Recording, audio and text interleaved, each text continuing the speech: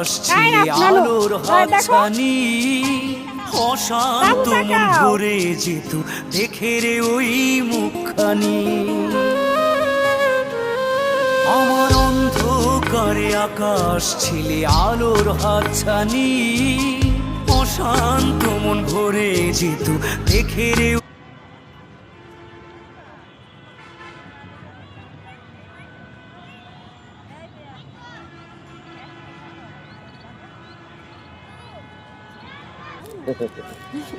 এটা যে পরিচর্যা, আপনি কি সেই পরিচর্যা করতে পারবেন?